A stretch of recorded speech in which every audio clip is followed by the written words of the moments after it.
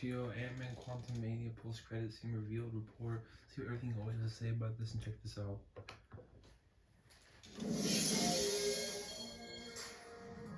What's going on, guys? Welcome to Everything Always. My name's Michael Bremen, aka Allfires. Now, with Marvel Phase 4 squarely behind us and Marvel Phase 5 set to start in just a couple of weeks, it's safe to say Marvel Phase 4 had one prime directive: introduce new characters and expand the MCU as much as possible. And as evidence of this, just look at the post-credit scenes for the last 3 films alone. And in 2022, Multiverse of Madness gave us Clea, Thor gave us Hercules, and Wakanda Forever introduced us to, albeit a young and for the future version, a new T'Challa in the MCU. But as we head into Marvel Phase 5, we should suspect that MO to change and drastically, as now the onus is on Marvel Studios to make sure that all these new characters and storylines work together and make sense by the time we reach Kang Dynasty and eventually Secret Wars. And with that, we focus on the post-credit scenes for the very first Phase 5 film. And today we've got a trusted industry insider weighing in with a rumor about what one of the post-credit scenes will do, at least tying to another project that's set to release this year. And with some degree of certainty, I think given the landscape of projects, we can speculate at what the second post-credit scene will be, given the report about this one. We're breaking down the new rumors and reports for the post-credit scenes of Ant-Man and the Wasp: Quantumania. But first, if you could grab the subscribe button.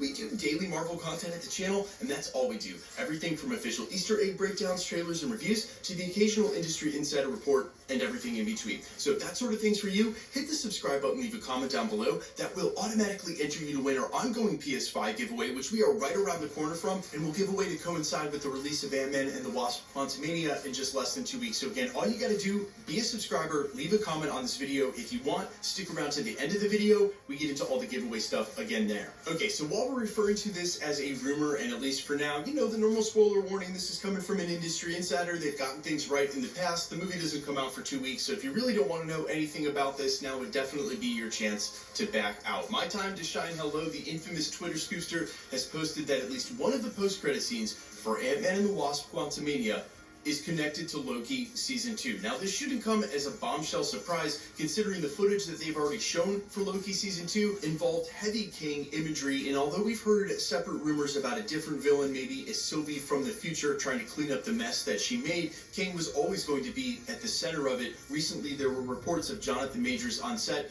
doing pickup shots and reshoots for the upcoming Loki Season 2, maybe in response to things they may have changed with Ant-Man and the Wasp: Quantumania. But it's that film that's set to start pushing our Kang Prime forward. And what I mean by Kang Prime is that this version that's stuck in the quantum realm, the remnants of the multiversal war to which He Who Remains referred to during the end of Loki Season 1, is the main villain, the one that will be facing off against in Avengers 5, Kang Dynasty, and presumably sticking around for Secret Wars, even if there is a Doctor Doom, if there's any truth to the rumors from early last month that the Beyonder may be a Kang variant as well, something we covered at the channel and have plenty of time to talk about between now and then, something I'm still very skeptical about. Either way, there will be different versions of Kang. We've already heard rumors about where they may have already been in the MCU, Easter eggs from Moon Knight about Rama-Tut, what we might see in the future of the MCU with a full council of Kangs across the multiverse.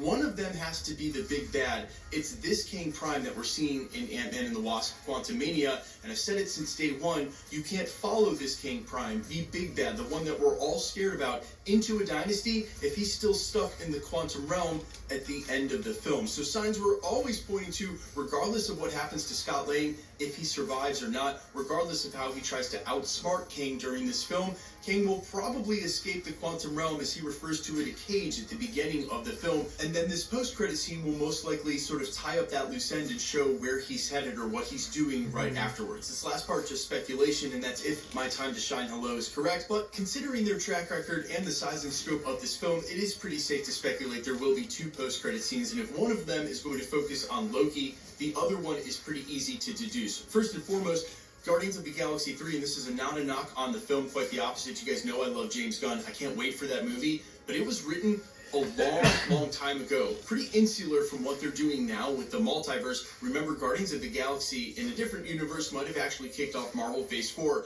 That's how long ago James Gunn wrote this movie. So while he may have amended certain plot details or some of the film, the majority of it is just going to focus on the Guardians, those characters, the High Evolutionary. I do not suspect that it will tie into the multiverse saga in that kind of way. And since that and the Marvels are the only two films left to come out this year, and it's pretty obvious now that the Ten Rings and the Quantum Bands, as I'm going to keep referring to them as, that we were introduced to during Ms. Marvel, tie into the multiverse saga, what's going on with Kang pretty easily.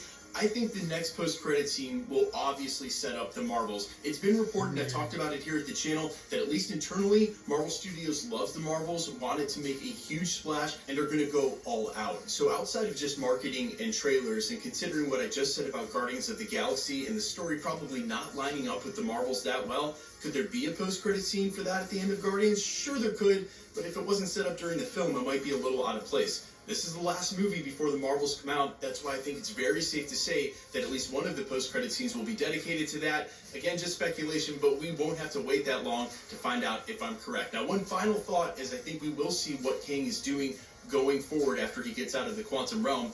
Is I think his first stop is going to be to try to collect the weapons of the multiverse war. The artifact weapons we've already seen in Marvel Phase 4 with the 10 rings of Shang-Chi and then half of the quantum bands, the one that Ms. Marvel has. It may feel a little like the Infinity Saga, may feel a little like Infinity War with Thanos trying to collect the Infinity Stones if Kang is on his way to try to collect the artifact weapons, relics of the multiverse war, the things he knows stand between him and conquering the multiverse. But the way they can sort of break this up and not have it mirror Infinity War is if he's on that conquest throughout the entirety of Phase 5. If you keep seeing him show up trying to get these in different places, it doesn't have to focus all in one film.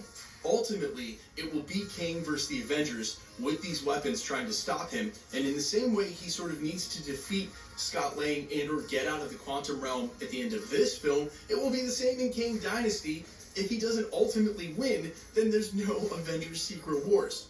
Keep that in mind, as I think there's going to be a lot of circular storytelling a la Star Wars here. You're going to see a lot of similarities in what Marvel does, and try as they may to make these completely different, there's only so much you can do in the sort of protagonist, antagonist, superhero, supervillain dialectic. And unfortunately, or fortunately, I think the blueprint has already been laid by the MCU for how this is going to all unfold. We'll have to wait and see what tricks they have up their sleeve. But in the meantime, I can't wait to count up all of the similarities. You guys let me know down in the comments how hyped you are for Ant-Man and the Lost of Quantumania, if you have your tickets, and what you want to see from the post-credit scenes. I definitely love the character introductions. I hope you guys did not get me wrong. I love cameos. I love seeing those characters, but I also know if you just keep bringing in new characters at the end, you've only got so many movies and TV shows to explain how they all work together.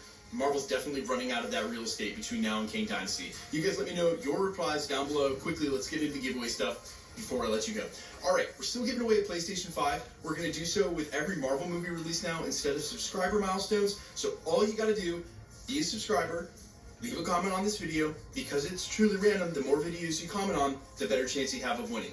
All winners will be announced at the end of videos live with my voice, just like we're doing here in this segment. So please guys, if you see those spammer comments on my channel, just report them. If you see them anywhere on YouTube, no YouTuber will ever ask you to talk to them on Telegram.